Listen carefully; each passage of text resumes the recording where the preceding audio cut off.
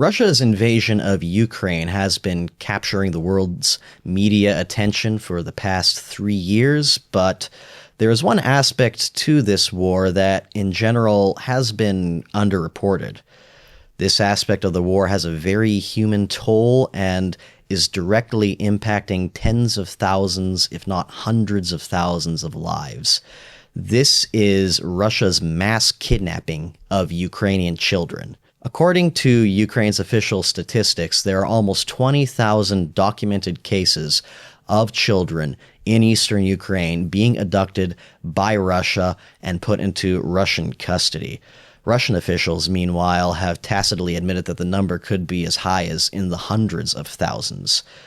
We have an interview with a leader of one of Ukraine's largest children's rights organizations about this mass kidnapping, how some of these children are getting rescued, and what we can expect in the future. We have that and a lot more on today's Trumpet World.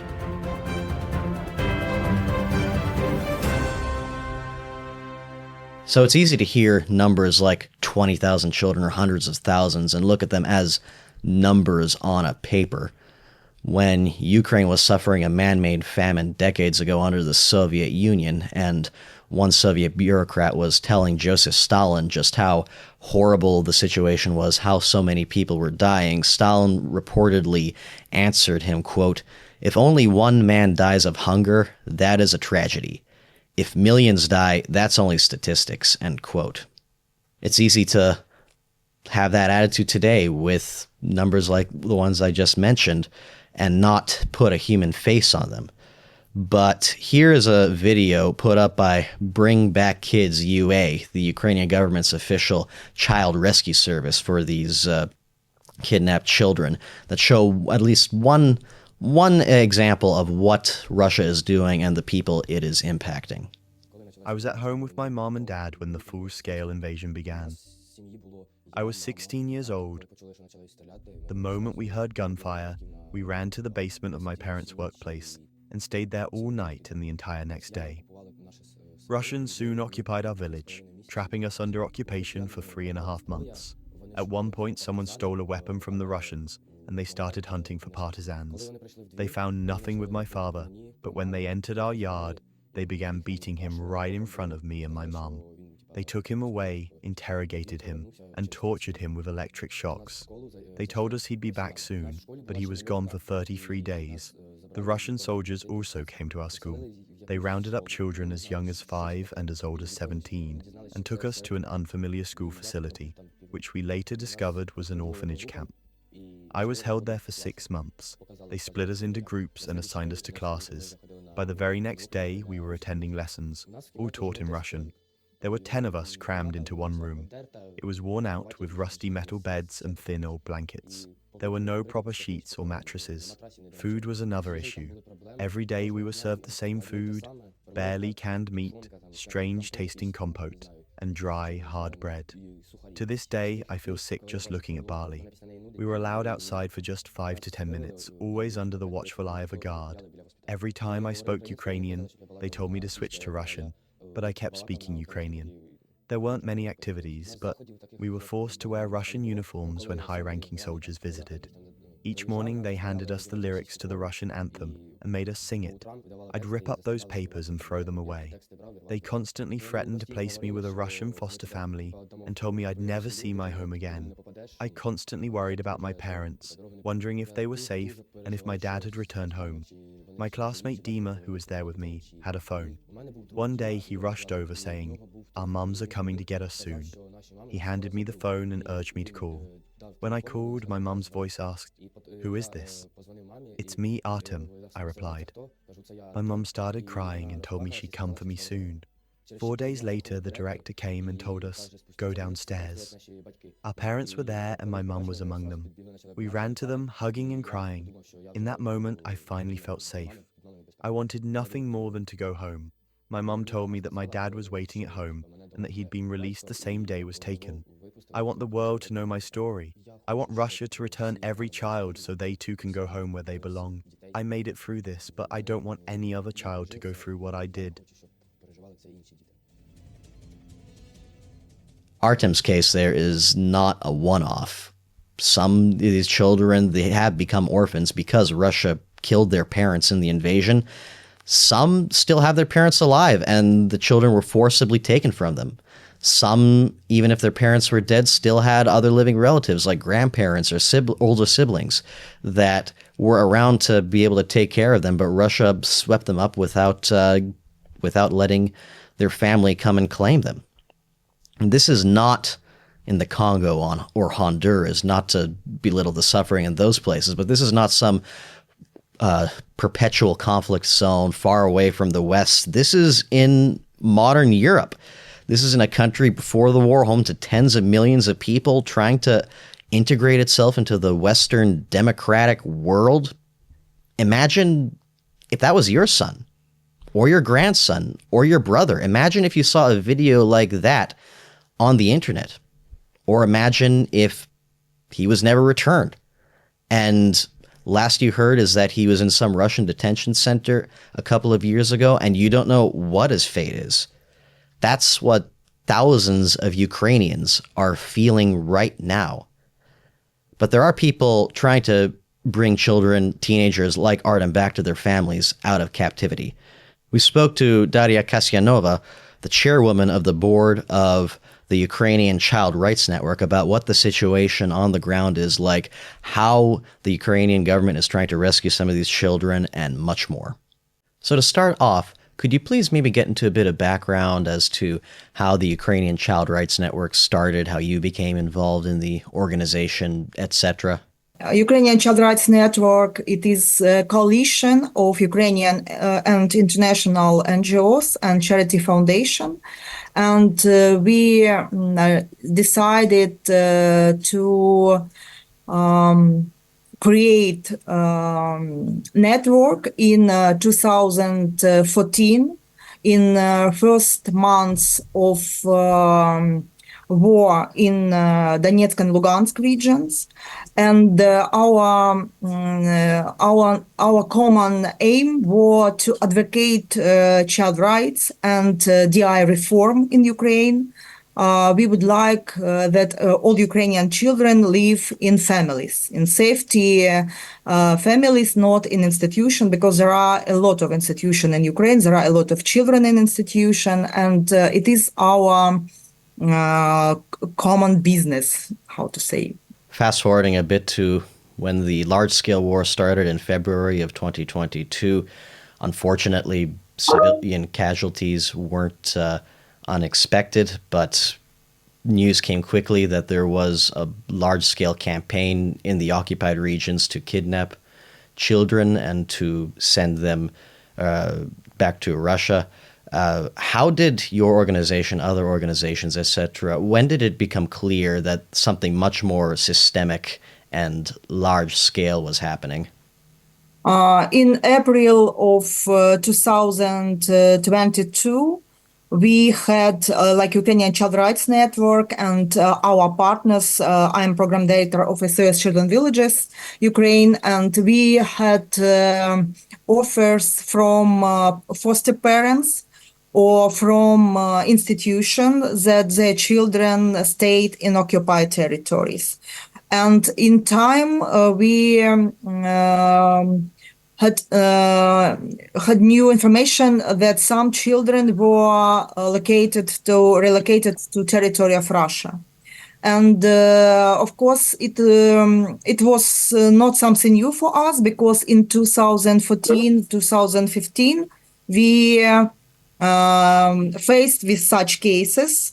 But in 2022, it was a huge quantity of children who stay in occupied territories, and it was very difficult to relocate these children to the control of Ukraine territories.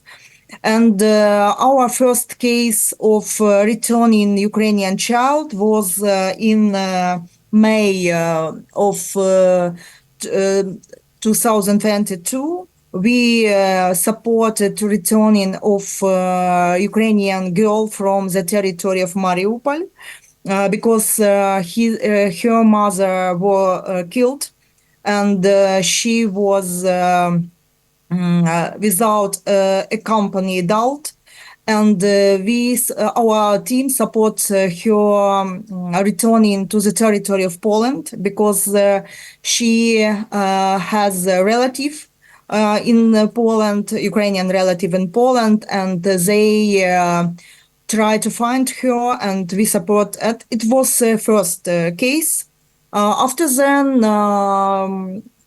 the situation critical changed. There are applied a lot of cases of Ukrainian children, not only in occupied territory, but in territory of Russia. And maybe you remember that it was Russian camps, a lot of Russian camps, especially in Anapa, territory of Anapa, Krasnodarsk region of Russia. And 2022, we Association Villages and later Ukrainian Child Rights Network returned from territory of Russia more than 38 children together with their parents or legal representatives of these children. But from the 2024, it very difficult to return by parents or legal representative because it is dangerous for them. And in some cases, parents had stamp that they are deported from territory of Russia, and we, with our team, Ukrainian Child Rights Network, find other way how to return these children back. Now, I guess every example is different of what happens to the children, but can you provide perhaps an example on how these children end up getting into Russian custody, how they are treated once they are sent wherever they are sent? Yes, we have some such cases. For example, we have a story of 12 years boy from Lugansk region, from Lysychansk. It is occupied territory from 2022. He lived with their family, with mother, father, in Lysychansk, but his mother was killed.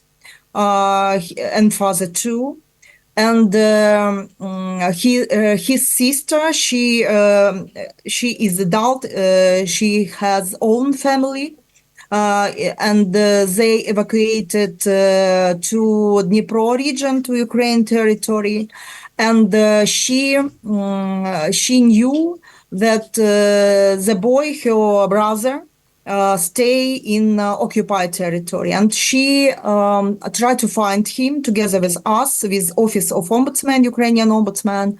And this boy, firstly, he was in institution. It is shelter in territory of Lugansk. And after then, he was placed in foster family, Russia foster family. But this boy knew that he has a sister and he would like to return to family and try to connect with their sister. And after then, he will return again in institution to Lugansk region. And his sister went to him through territory of Poland, territory of Lithuania, territory of Finland, territory of Russia to Lugansk. And then together with his brother, they returned to Ukraine. It was very difficult case because when they tried across our border, Russia border, граница, як це буде? Border. Yes. They knew that this boy has a Russian citizen.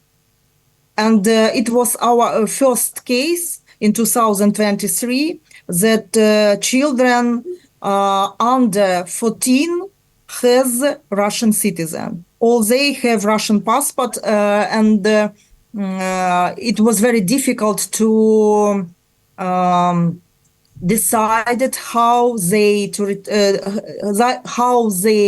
return to Ukraine, because Russian authority require that his sister prepare all documents in accordance with Russian legislation. And of course, it's very long way for returning home. But we find out possibility how to return to Ukraine. And we have other children who their parents were killed or their parents were died, and these children were placed in a Russian foster family or in family in occupied territories, and after then these families together with these children relocated to the territory of Russia. But together with their relatives, together with our state authority, Ukrainian state authority, of course, we try to find these children and back their home. Now, according to the statistics of the government, I checked this morning, there are 19,546 documented cases of children being taken, whether from their families or they don't have any families left. But Russian officials have admitted the real number could be well into the hundreds of thousands. Do we have a more accurate number, even past the documented cases, how large scale this is? It is really difficult question because we are sure that all children who stay for today in occupied territory, they are at risk to be deported. And we know about more than 1,060,000 of Ukrainian children who stay in occupied territories. And all these children in really in risk, because we maybe you heard about it that now again Russian camps and Russia propaganda collecting Ukrainian children from occupied territory for relocation to the territory of Russia or Belarus for some patriotic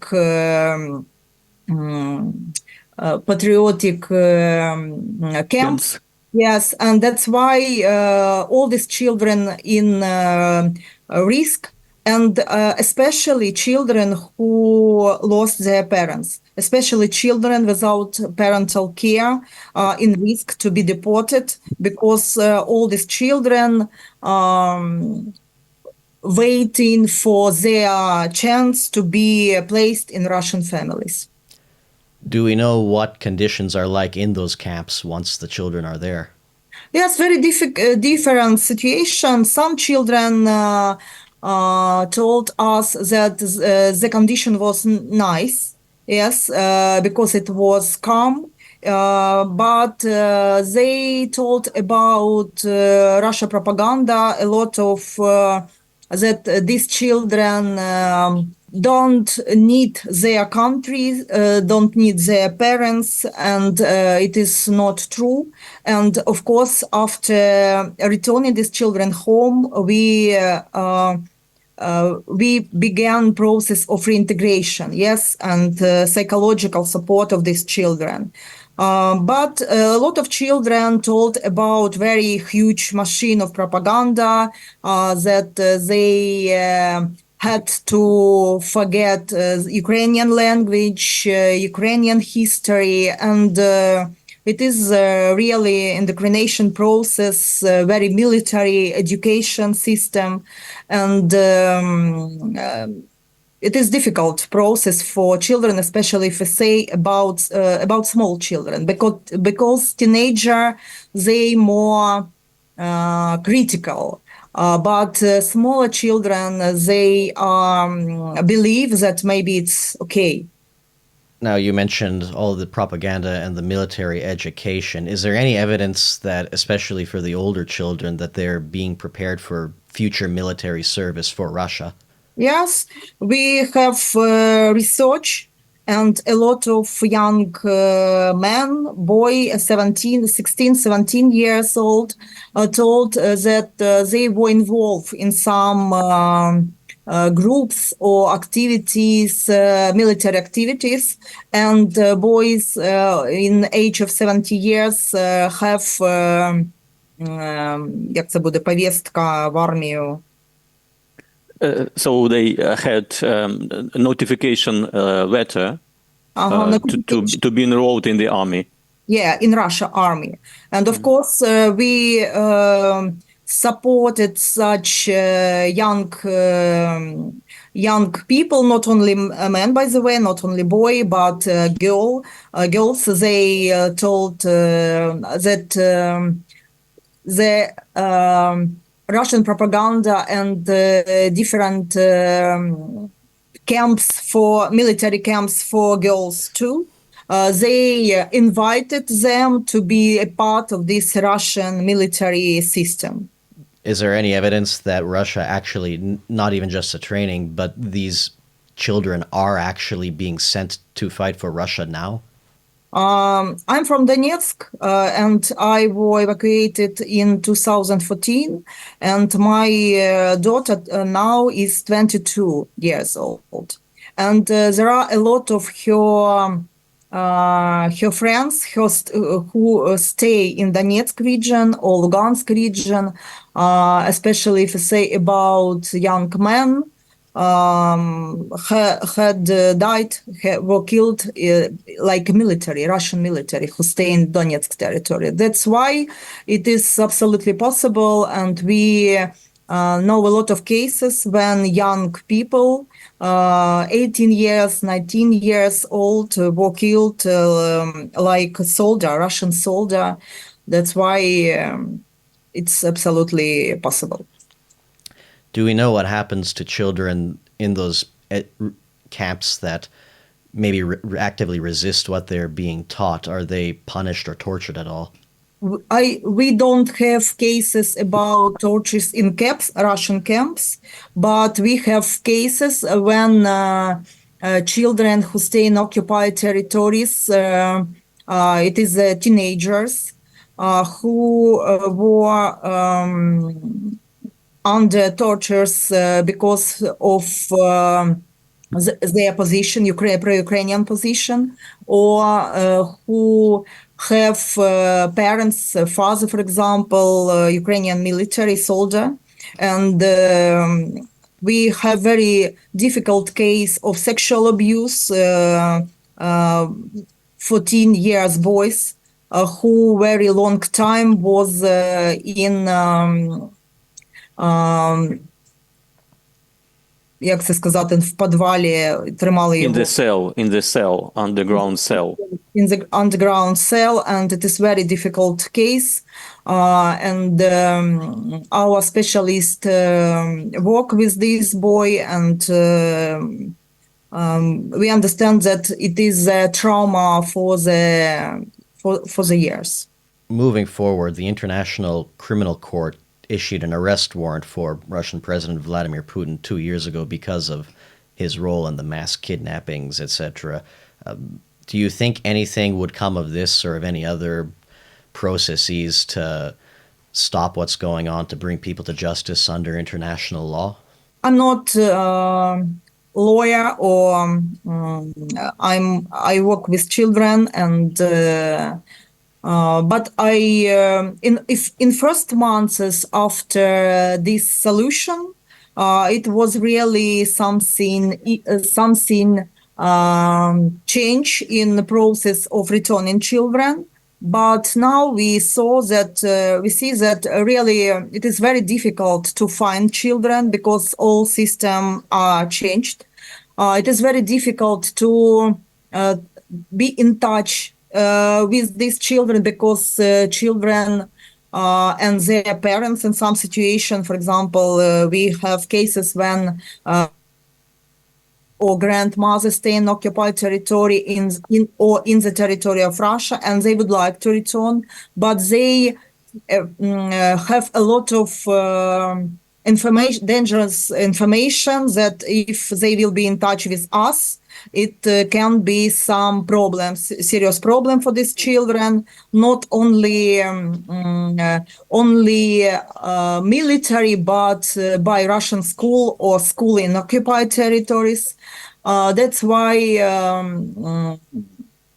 now the situation is really difficult, and we have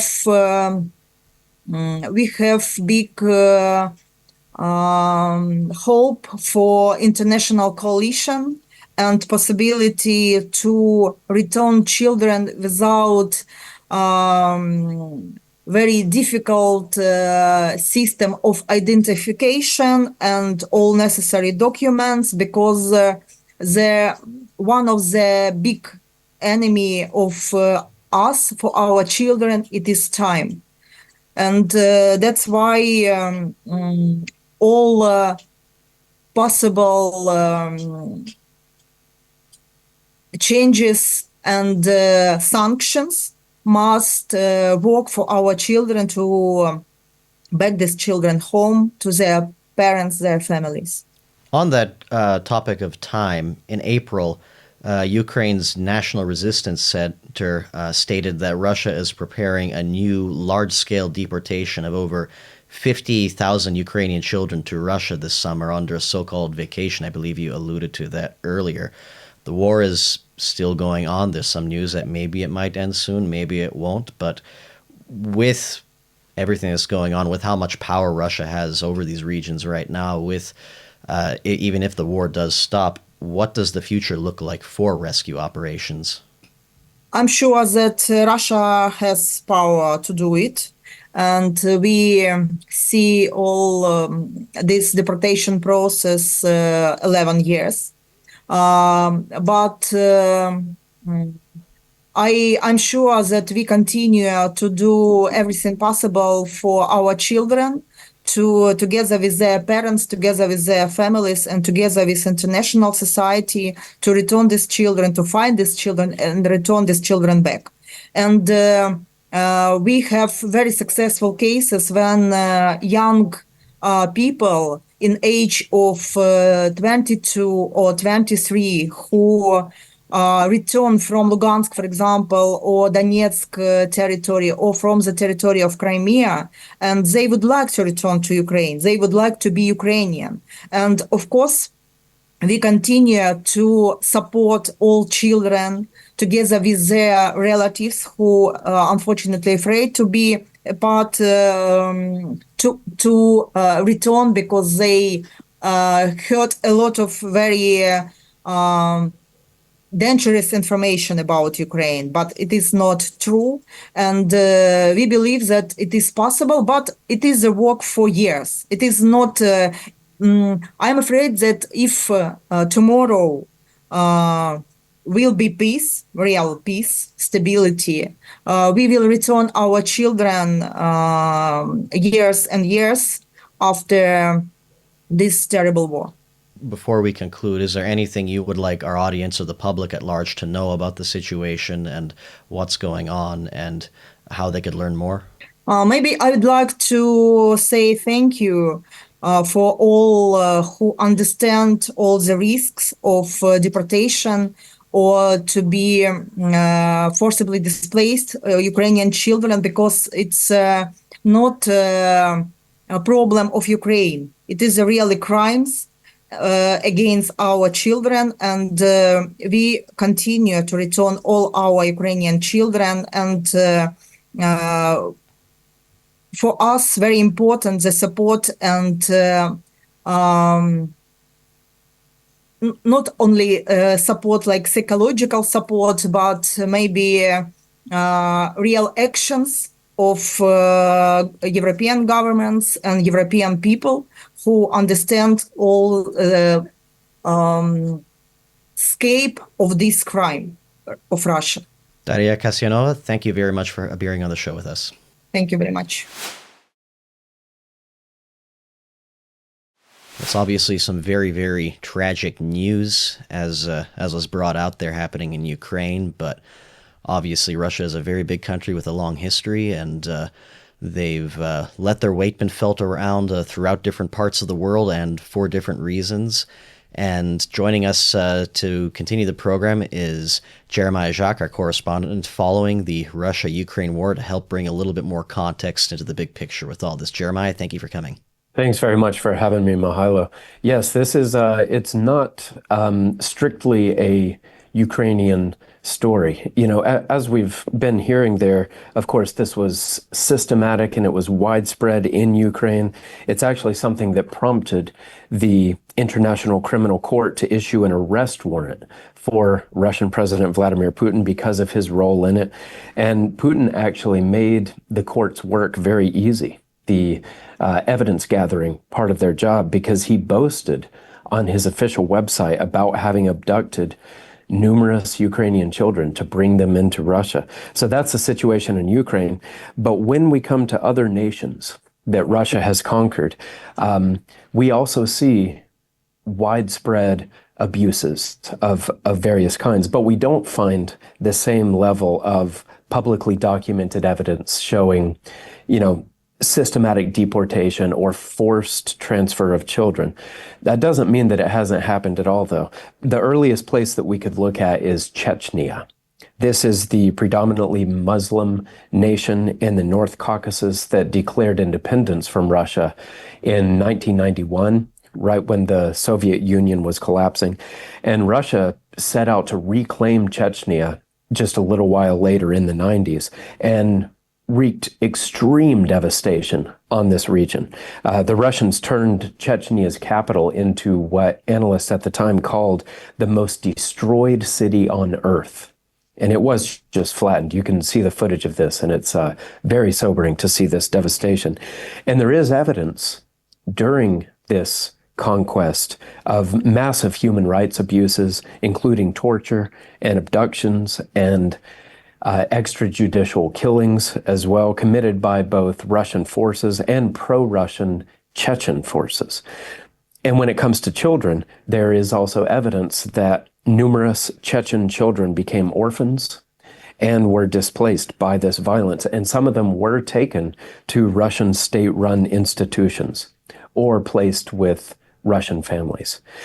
And there was not a lot of transparency at all, of course, with Russia's war on Chechnya. So we don't have exact numbers for this, but it looks like it was, from what we can tell, on a much smaller scale than anything that we're seeing happening right now in Ukraine.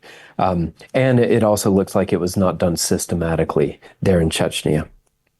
But then the next place we could look at is the former Soviet Republic of Georgia. Like Ukraine, like Chechnya, Georgia declared independence in the early 1990s, shortly after the USSR collapsed. But then Putin started wanting to rebuild the Soviet Union. So in 2008, that's when he first invaded the former Soviet nation of Georgia. And there was a 5 or 6 day war there that resulted in Russia asserting kind of de facto control over two of Georgia's regions, South Ossetia and Abkhazia, two sizable Georgian regions. And after Russia took control, there is evidence that there was ethnic cleansing and forced displacement. This happened especially in South Ossetia, where thousands of ethnic Georgians were expelled. And we have plenty of evidence there as well of detention of civilians and abuse of civilians. But as far as large-scale child transfers, like those that are so well documented in Ukraine, there's not really a lot of verified evidence of that, and nothing that has been prosecuted. But what did happen in both Chechnya and Georgia is that you had these large territories and hundreds of thousands of people essentially became Russian or strongly Russia aligned. And that means that Russia didn't really have to displace their children and kidnap those children, because those children were already under the Kremlin's jurisdiction, especially in the case of Chechnya. And that means that their sons were available for Russia to draft into its armed forces, and that way they could become really the muscle that enforces Vladimir Putin's continued imperialism. Yes, and even when in the interview we played earlier, she mentioned that there were cases of this even going back to Crimea and the first Russian invasion happening there. So this is not something that just started in 2022. It boggles my mind a little bit with just obviously there are a lot of bad actors in this world, and Russia is one of them. But I covered the Middle East normally, and in the Syrian civil war, for example, a lot of bad things happened, but I don't recall ever hearing 20,000 Syrian children being carted back to Iran to be converted into Shiites, or Turkey, or even some of these other really powerful armed countries doing this sort of thing. But the fact that one way or another that Russia has been having this as a focus for its expansion and for the territories it's controlled, including especially with eastern Ukraine in the most recent example, the biggest example, it shows that there is I guess you could say, a level of thinking that Russia and the Russian leadership use with their expansion that isn't necessarily present with other countries.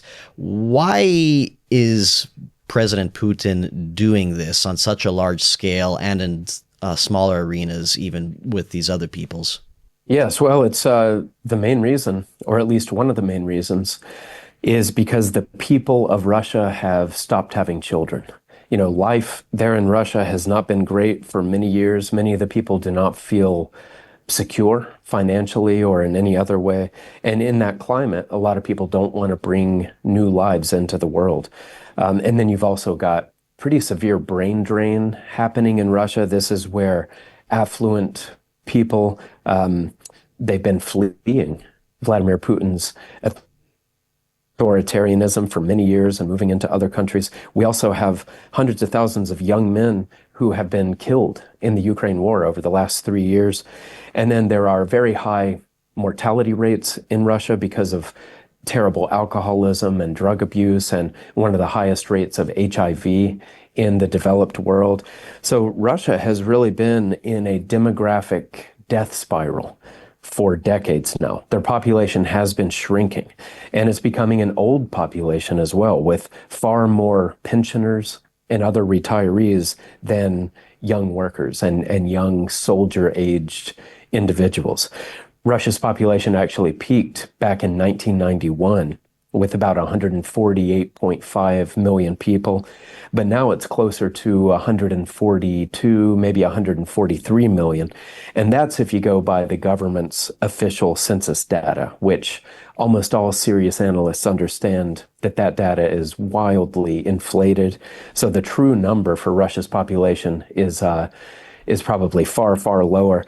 And with demographics, it's very difficult to reverse the collapse. Once a government notices that this kind of trend is happening, it's usually far too late to really do much about it by that point. And at that point, the country is headed toward demographic collapse. So Vladimir Putin, he's well aware of this situation. He's even spoken publicly about it a few times, just lamenting the labor shortages that Russia has and lamenting how few children the average Russian woman has now.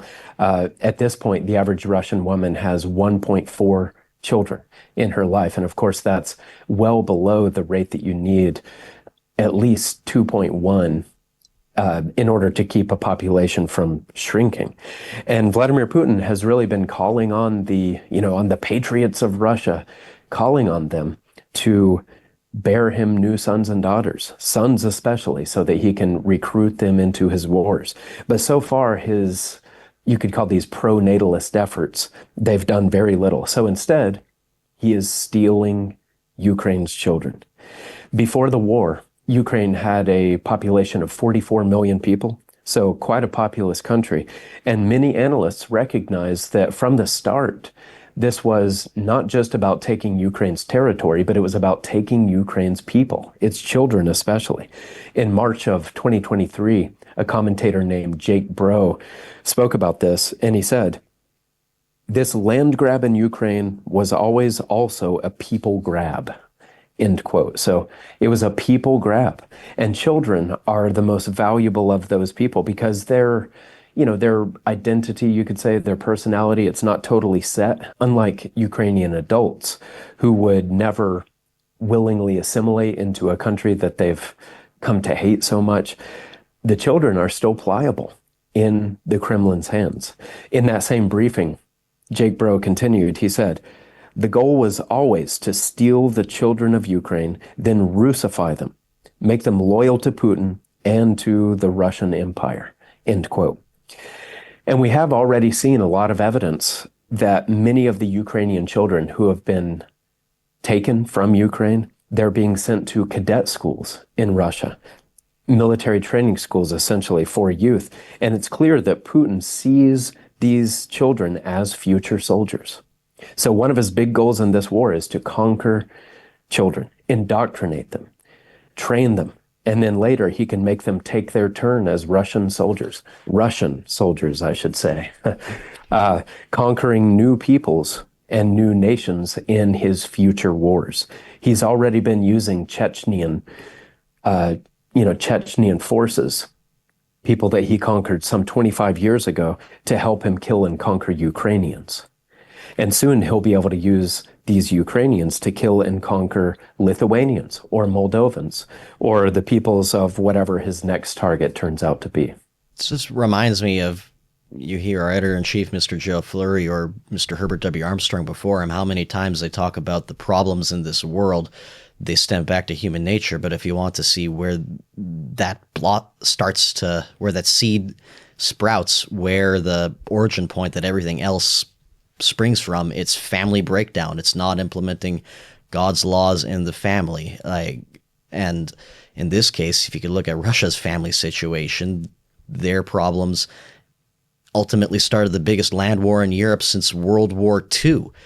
And it goes to show just how serious these issues are, but also just how much God's law and God's law about family specifically is at the heart of what a lot of these big events in the world. Maybe people wouldn't connect them to the Bible that easily, but we obviously at the Trumpet, we look at world events through the lens of the Bible, including Bible prophecy. That includes what's happening in Russia and Ukraine. Everything we just discussed, where do you see that fitting into the bigger overall prophetic picture? Yeah, well, you're right. On Trumpet World, we do view everything really through that lens. And because of that, we keep a particularly close eye on Vladimir Putin.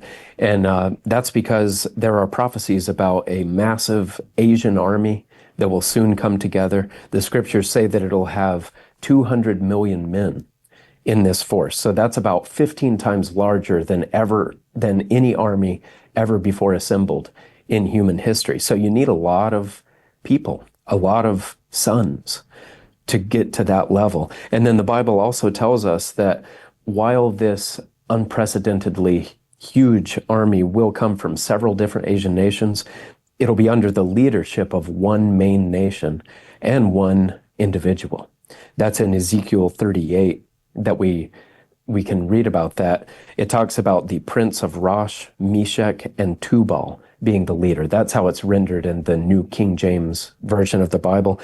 And Trumpet Editor-in-Chief Gerald Fleury has written a lot about this man, this prince, over the years. And he says that Rosh in this passage should be read as a variation of the name Russia. And then the other two names, Meshach and Tubal, those signify the Russian cities of Moscow and Tobolsk. And in his booklet, The Prophesied Prince of Russia, Mr. Fleury says that it is clear to him that this is describing Vladimir Putin. So Putin will be the one leading that 200 million man army. And Mr. Fleury also says that the way this is written, with those different names for different parts of Russia described there, he says that that shows that Putin would go on to conquer more of the former Soviet territory. I'll just read a little passage of this. It says, "The reference to the cities of Moscow and Tobolsk helps us to see how vast Russian territory is in these latter days. This giant swath of land indicates that the prince will probably conquer more nations of the former Soviet Union," end quote. So that was written back in 2017, well before Russia's current full-scale war on Ukraine was underway, and before Putin started this widespread campaign to kidnap Ukrainian children. And then Mr. Fleury has also called a lot of attention to just how evil Putin is. just exceptionally evil in a world of many, very, very evil rulers. He's called a lot of attention, in particular, to Vladimir Putin. In the March 2017 issue of the Philadelphia Trumpet, he wrote, quote, "Putin is not just another authoritarian leader. This is a man with beastly power and with a beastly desire to rule the world. He is a vengeful, monstrous friend of the devil with all sorts of anti-God policies. He is steeped in secrecy, deception, manipulation, aggression, intimidation, coercion, and force. And there's far more about him that we do not know." End quote. So just a scathing assessment there from Mr. Fleury of who Vladimir Putin is. I wish more people understood that this is who we're dealing with in Russia, a friend of the devil. And then I think it's also interesting that in that quote, Mr. Fleury said, there's still far more about Putin that we don't even know. And in the years since that was written, we've seen this widespread kidnapping campaign really happen at Putin's orders. So I think that fills in some of that category of what we didn't previously know, just showing more of Putin's evil. So it's all very dark. It's hard to think of anything more wicked and more evil than stealing children so that you can turn them into soldiers to send off to your next war. But that is reality. That is what's happening in Putin's Russia today. And it shows that some extremely dark times are on the horizon, but it's not all bad news. In this booklet, The Prophesied Prince of Russia, Mr. Fleury stresses that the darkness will not last long. The wars that are still ahead will not last long. And it means that a hope-filled, really just a hope-saturated future is very close. In one section, he writes, "Vladimir Putin is a sign, literally a sign, of one of the most inspiring messages in the Bible. What we are seeing in Russia ultimately leads to the transition from man ruling man to God ruling man. A great transition is about to occur." End quote. And of course, Mr. Fleury writes all of that based on what the Bible tells us about Putin and about what will happen with him and that massive Asian army in the near future. So there will soon be real peace for the peoples of Ukraine, for the peoples of Chechnya and Georgia and Russia, and really for the whole world. Thank you very much for that. It actually reminds me a little bit, years ago before I started writing for the Trumpet, I remember reading the Prince of Russia booklet for the first time and seeing some references Mr. Fleury wrote in there about how like Putin has evil on the level of Joseph Stalin, and nobody has ruled in Russia to that level of evil since Joseph Stalin. And I remember thinking originally like, well, Russia's had quite a few like strong-armed rulers. Like, are you sure that Putin's like on Stalin's level? Stalin's a pretty high bar to reach. But when you look at things like the kidnapping of children and everything else he's done, you could totally see they are very much cut from the same cloth. Maybe he hasn't reached the total numbers yet of someone like Stalin, but you could see how somebody in that mindset would. But as you mentioned, like, no matter how evil things are going to get, no matter how destructive, there is a big hope in the end. And the same Bible that talks about all these countries falling and this great global disaster talks about the solution to those problems and how God is going to force everybody to stop all this madness. And we'll get a little bit more to that after a quick break. But thank you very much, Jeremiah. Thanks very much for having me. Now, to tag along with what he was talking about in the end there, we, through the lens of Bible prophecy, look at events happening in Russia, look at events happening in the rest of the world, compare it with Bible prophecies, and we do expect a big crisis to hit the earth. The Bible is full of prophecies of this coming worldwide catastrophe. We don't necessarily expect Russia to be the main country involved in this. Other prophecies show that it's countries in Europe that are going to be the main movers and shakers of what is coming. We have plenty of other programs on Trumpet World that go into those prophecies in more detail. But as Jeremiah mentioned, Russia does play a very important role in this coming worldwide catastrophe. One prophecy that details that pretty specifically is in Joel 2, verses 2 to 3, specifically talk about the coming destruction that Russia and some of its allies are going to do. We have a booklet by our editor-in-chief about Joel's prophecies that you could find on our website if you'd like to learn more. But I'll read verses 2 and 3 here to give a sample on what's coming. Quote, "A day of darkness and of gloominess, a day of clouds and of thick darkness, as the morning spread upon the mountains, a great people and a strong. There has not ever been the like, neither will be any more after it, even to the years of many generations. A fire devours before them, and behind them a flame burns. The land is as the Garden of Eden before them, and behind them a desolate wilderness. Yes, and nothing will escape them." End quote.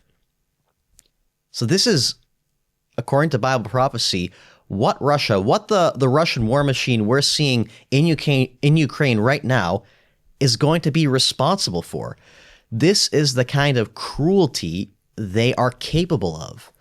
And in a much smaller sense, we're getting a taste of that cruelty already in eastern Ukraine. We're getting a sense of what they could do to whole countries and to individuals, to families in Ukraine right now. And this will get worse before it gets better as time goes on. We don't expect necessarily everything to get rosy in the immediate future. Prophecy shows that until mankind learns lessons they need to learn, God is going to keep letting these problems multiply until they come to the point where they see the need for God. But once that happens, and once Christ returns at the end of this crisis, which again many prophecies speak of, once he comes and establishes the kingdom of God at the second coming, the Bible, the same Bible that prophesies what we just read in Joel 2, what we read earlier in Ezekiel 38, the same Bible that prophesies of all this death and destruction also prophesies of Christ putting a stop to it all, of forcing these murderous armies to stop, of forcing tyrannical regimes to stop hurting people. There's one prophecy that came to mind that I think demonstrates this really beautifully. It's in Micah chapter 4, verses 1 to 4. It describes when Christ returns, after he has put down rebellion, after he has started re-educating the world in his ways and the ways that cause peace, and they're going to be producing tangible effects worldwide. Micah 4, verses 1 to 4, a bit of a longer passage. Quote, "But in the last days it shall come to pass that the mountain of the house of the Eternal shall be established in the top of the mountains, and it shall be exalted above the hills, and people shall flow into it. And many nations will come and say, Come, and let us go up to the mountain of the Eternal, and to the house of the God of Jacob, and he will teach us of his ways, and we will walk in his paths. For the law will go forth of Zion, and the word of the Eternal from Jerusalem. And he will judge among many people, and rebuke strong nations afar off. And they will beat their swords into plowshares, and their spears into pruning hooks. Nation will not lift up a sword against nation, neither will they learn war any more. But they will sit every man under his vine and under his fig tree, and none will make them afraid. For the mouth of the Eternal of hosts has spoken it." End quote. This is what our editor-in-chief, Mr. Fleury, commentates on this verse and other passages like it in his booklet on Micah, specifically on chapter 3. We could put a link into the show notes for the relevant chapter on this. Quote, "The world today is filled with violence and wars. People live in agonizing fear, but imagine a time where there will be no armaments or war. Fear of violence will be removed from the earth forever." Further down, "Do we really believe God? Not just believe in God. Do we believe God? Do we truly understand that this earth is about to become a glorious paradise? The ambassadors of peace will never achieve peace today, but peace is coming. God is about to rebuke the nations. There shall never be war again. Get ready for a revolutionary change. God will usher in peace and prosperity forever. Each family will have their own plot of land, and nobody will make them afraid. Only God could effect such a change and give such marvelous protection." End quote. This is the kind of hope, this is the kind of future the families of Ukraine, the families of the whole world need right now. That's not what they have right now, but God wants to give it to them. And God is going to forcibly stop those that try to take away peace, that try to kill, that try to murder, that try to steal what's not theirs, even stealing children. Every man is going to rest, whether Russian, Ukrainian, or wherever. And they're not going to be afraid. There will be no reason for them to be afraid. There will be no worries about foreign armies coming in and stealing their children, stealing their land, stealing their houses. Again, you can look at Ukraine today and see that's not the case, but again, God intends to make it the case, and God notices the suffering of those people and of people everywhere, and he wants to put a stop to it. One more quick verse in Revelation 21, verse 4. I'll read from the New King James Version, quote, "And God will wipe away every tear from their eyes. There shall be no more death, nor sorrow, nor crying. There shall be no more pain, for the former things have passed away," end quote. Now, this is technically talking of a time far into the future after God started the utopian civilization. There's a few nuances there, but the principle still remains that God wants to wipe away every tear from every man. He sees every tear. He notices every time somebody cries, every time somebody feels pain. He notices when every child is kidnapped. He notices when every family is shattered. And he has a plan to heal the problems of the world, to heal these broken families, to heal them once and for all. And he will implement the start of that plan very, very shortly. If you would like to learn more about this, a great resource to look up, we haven't quoted it per se in this program, but The Wonderful World Tomorrow, What It Will Be Like, a booklet by Herbert W. Armstrong, the editor-in-chief of our predecessor magazine. It goes through passages like what we've just read. It goes through passages that shows what God intends to do with this world, not just stopping war, which is in and of itself an amazing thing, but how God intends to heal every aspect, every facet of our society and give it to man around the world. You could find, again, a link for it in our show notes. You could request it free at thetrumpet.com. We have no obligation or follow-ups with our literature that we send out. If you haven't read The Wonderful World Tomorrow yet, I highly recommend it. It is a very inspiring read, and it points to you the real picture of what's going to happen to this world, to Ukraine, to Russia, everywhere, and it's going to happen, or at least start to happen, very, very soon. Well, that is it for today's program. I'd like to thank George Haddad, Isaac Lorenz, and Victor Granados for engineering and production. Thank you to Dariya Kasyanova and Jeremiah Jacques for contributing with their interviews. Thank you to Mr. Richard Palmer for allowing me to guest host for you today. And thank you to you, the viewer, for listening to Trumpet World. We'll be back in a few days with our regular Week in Review program. And until then, keep watching your world.